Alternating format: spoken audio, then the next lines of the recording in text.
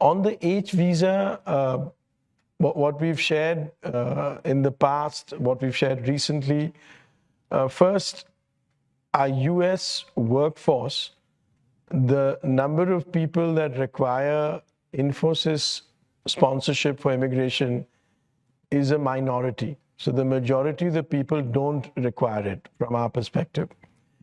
Second, we've built a large number of centers and hubs which are focused on digital, on innovation, on technology and AI in the US. We have relationships with universities. We have a training facility there. With all of that in mind, we are clear today that we will work with our clients without any disruption to their services and into the future. We don't have any specific information to share on the numbers that you had suggested. So there, we don't share the specific numbers, but the majority of our employees in the US are employees who don't require any Infosys immigration support. The way we are working with our clients, we've reached out to each of them and made sure that we see and they see how their delivery continuity becomes on track and remains the way it is right now. Then on Versant, so first, there's nothing in the this quarter. They're going through all the approvals and so on. So the regulatory approval, which is a normal process. We'd anticipated it would come sometime in the coming months. Yes, we are very much looking at other acquisitions. We have a good pipeline. We don't know when those will materialize, but there are some opportunities there which we are looking at. On terms of hiring, so if you look at our hiring for this quarter, our net addition is already at 8,000. We had given a guidance in terms of the fresh hiring for the year, and we had said 15 to 20,000 what we expect. We have hired in the first half 12,000 plus freshers already, so we are well on our track to hire close to 20,000 this year. I think Europe's done extremely well for us. We made some good investments in different countries across Europe. We've seen also, especially in the time you mentioned, the past 2 years, there's been a lot of opening up of companies in Europe in different countries to looking at the sort of services that we are offering, to looking at both transformation and cost efficiency. And there we've played quite well in those markets. Having said that, we still see the US market is also a very good market, and we will continue to grow. We will continue to make acquisitions. We'll continue to invest in both of those markets and other markets around the world. Yeah. So on hiring, as I said earlier, we have hired net 8,000 employees, and we have hired 12,000 freshers this half already, and they're already being onboarded as we speak. In terms of Project Maximus, I think Project Maximus is continuing to deliver. If you look at last year, we expanded margins by 50 basis points, despite multiple headwinds, compensation related. We had a higher variable pay.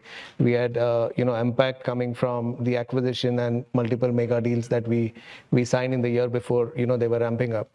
So we absorbed all of those headwinds, and we were able to expand margins by 50 basis points. Even this quarter, if you look at, we've expanded margin by 20 basis points, sequentially, and the Project Maximus has delivered 30 basis points out of that, where pricing, gave us a tailwind, and that was offset by higher subcon and lower on-site utilization. So the project is in works. The fresher that we have hired, once they start getting onboarded on the projects, the pyramid starts giving benefit as well. So I think all of those will become a tailwind. On the nearshore, so nearshore has been a huge success for us.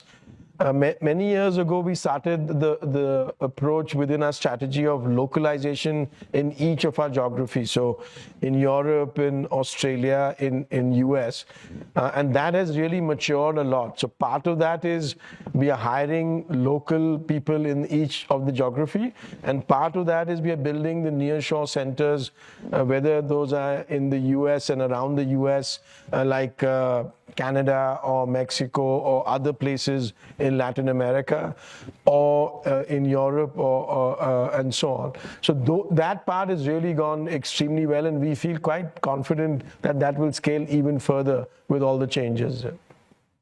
The question on fresher hiring. Yeah, so on the freshers, we don't really split out how many of them are, higher skills and how many of them are the regular skills. But every fresher will go through the certain trainings, depending on the requirement and depending on the skill set. So we will execute on that. What we have today in the US, we have the majority of our people who are not requiring any Infosys sort of immigration support. What we will do in the future will be guided by how we work with our clients, how we scale up what we've been doing there in terms of the discussion we had on nearshore, in the local hiring, the localization that we've been working on. So that's the approach that we will take, and we've been working with our clients over the last few weeks to make sure that the service delivery continuity, business continuity remains current. On the H visa, the response that I have is what I've shared earlier, and that's what we can share. So the Egypt subsidiary is a particular requirement for a particular project. That is where we had to set up an entity because the client is based in Egypt, and we had to send some people, and that's how we expand across the globe. So that's where it is. Subcontractor cost, keeps going up and down depending on the requirement, how we see the demand environment, and how we have the talent that we fulfill. Part of that could be new age skills like AI skills, etc. Part of that could be the regular demand that we need to meet depending on the project and the location requirements.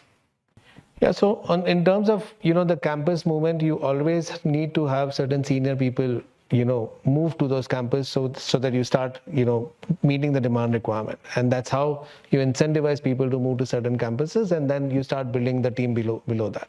So that is where we have made incentives to certain employees, certain know-how employees, to move to those campuses. Right, there's nothing beyond that, and we have and we will continue hiring locally in the Hubli as well. Started hiring locally? We have hired few people in the Hubli. At what seniority? We don't give out numbers by campus, so yeah. January and April? So yeah, we just did it in January and April. We will decide, so it's generally an annual cycle, so we will look at it in future. We have not decided anything for this year at this point in time.